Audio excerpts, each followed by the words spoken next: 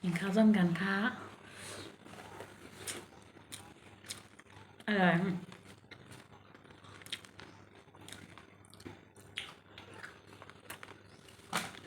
อะไรนะ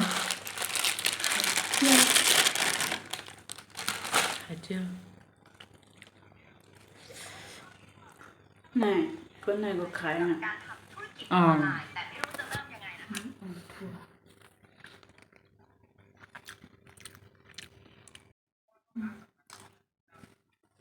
น่าได้เป็นไต้น่าเว้งมันกินข้าวสนเนอ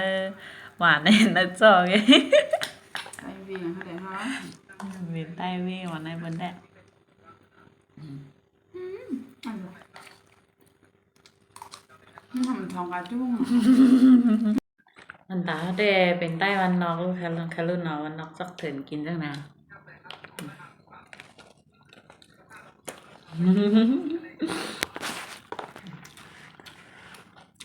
ข้าวหอตองข้าวหอตองให้เข้มนะคะเขา น่ะ เขาก็แตงโม ทานเลย เขาก็แตงโมเลยนะ คุณครับ หอมใส่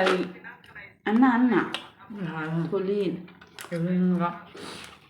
เหลือกินหมดแล้วเหรอ น่าข้าวกับแตงกำปูค่ะ กินข้าวออกข้าง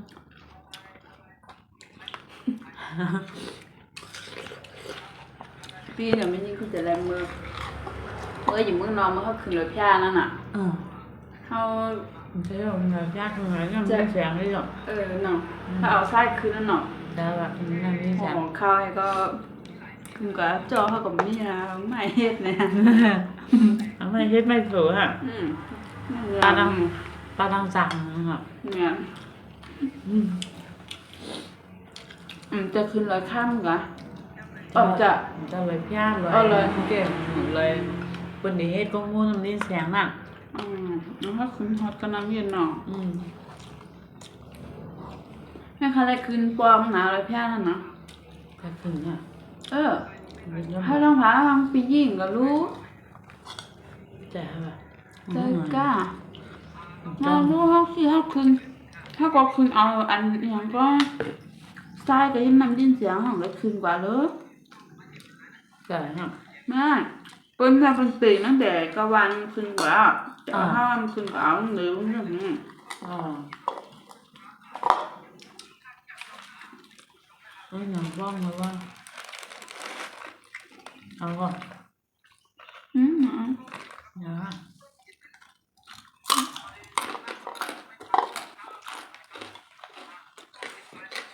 มันได้สวยเนาะทำข้างกับน้ำอย่างนั้นเนาะ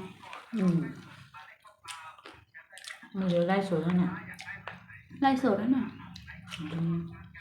มันตัวมึงเจ็บขึ้นไป76ก็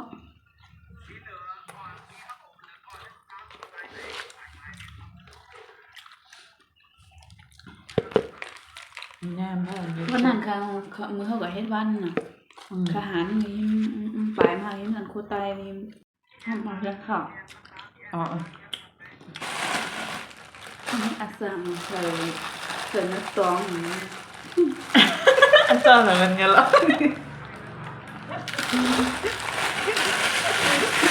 ไม่กลัวก่อนหรอก อาสั่งจะอาสั่งรู้เจรู้นาย ใส่อาสัง แต่หน้าดองได้รู้หน่อพี่น้าเขาหน่อ นั่นคนกินข้าวหน้าวัดตองข้าวร่างกวางกินแล้วเปียนะ กินเนี่ยก้นข้างเนี่ย เงาเหมือนอย่างวันนั้น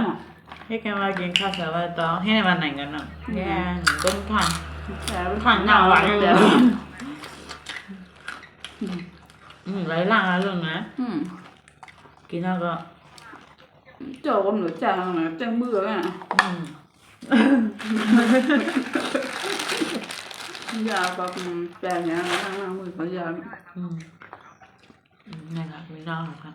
กินข้าวได้ไหนพวก กำใหญ่ๆเนี่ยวันน่ะอันเลิศ พวกข้างล่างหวานก็เอาตองไม้มากินที่ไหนนะ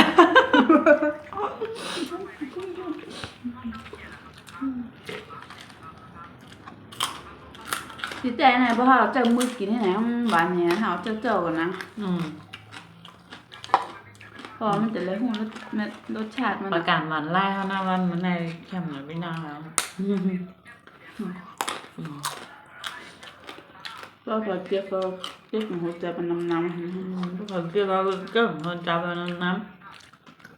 ำก็แช่ก็ไล่ก็แช่มันน้ำ คลิปหน้าเดี๋ยวไม่ให้กินเนยแท่งนะ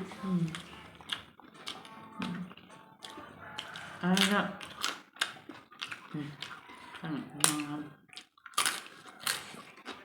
พวกคอไปกันปิดใจค่ะเนี่ย ให้คว้าให้เหนียวอ่ะว่า ถ้าเป็นไข่คอนเนี่ยเป็นว่างคอเข้มนะเนี่ยก็ เข้มนะอ้าวก็มาก็กว้างอ่ะ สอนผอมได้เสียงในลูกนะไอ้เมื่อกี้ผมเคยเสียงแล้วอุกมากพอดีมั้ง นั่นนะกินอุบกิน พอเมื่อกี้เขานั่งกินก็เลี้ยวมันนั่งกิน เป็นไงว่าข้าวน้ำไหนให้ว่าไหนก็ดูเต็มว่า เมื่อกี้มันนั่งกินเป็นข้าวเลยใช่นะเอามือถือยังหวานเลยนะ ว่าเนี่ยเอาเมื่อคืนนะอันนั้นน่ะเจ้าเพราะแม่บ้านนะเจ้าเพราะแม่บ้านมาแข็ง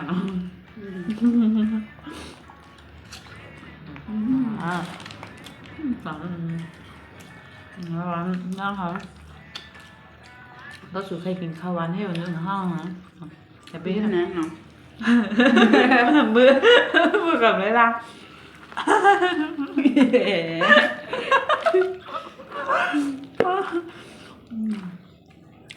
ให้ไหนน่ะน่ะเบี้ยค่ะ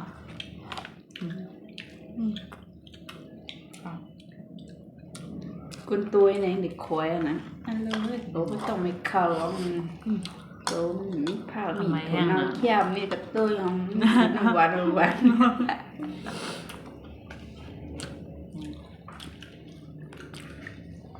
อันนี้ว่ามันหวานมือว่านั่นหมอยังอ่ะหมอ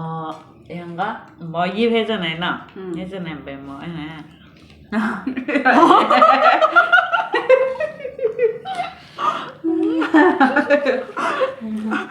ดอกพี่น้องขยับแม่นะ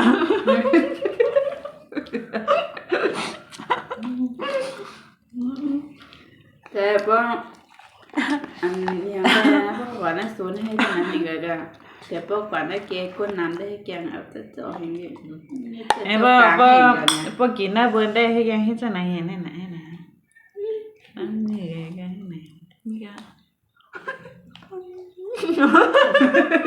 ไปอยู่กล้วยไปอยู่กล้วยไปอยู่กล้วย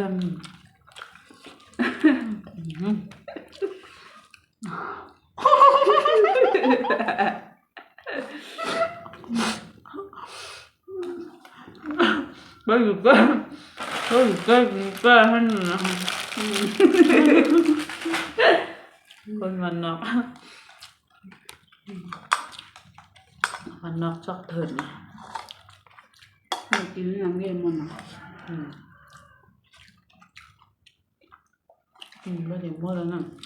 มันก็ มั ร้อน นได้ หัว นี่ก่อนกินเนาะ วันเดียวกินให้ไหนพี่น้องค่ะว่าพอสุใครกินวันไหนให้ไหนน่ะจำได้ไหมเรื่องอ่ะ พอกินกล้วยก็หวานนะ Ừ. ก็นี่ก่อยกินอะไรหวานอย่างนั้นนะ พวกใครล่างล่ำไส้ก็อันไหนกินเจ้าไหนน่ะ เนี่ยก็กินได้เลยนะ ได้สารน้ำเจ้าไหนนึงโคตรเดียวก็ด้านในเดี๋ยวมีปันนึงจ่อสารวันเจ้าไหนนึงจ่อเข้มหน่อยพี่น้องเขาเลยกินยาวก็เดี๋ยวไรในดองในซ้ายก็เดี๋ยวไรสะอาดเดี๋ยวไรมุดเช้าน่ะเนาะไปกินสังลงก็เดี๋ยวกินเพี้ยนั่นน่ะเนาะเอาค่ะอันไหนคะนะเข้มนะค่ะ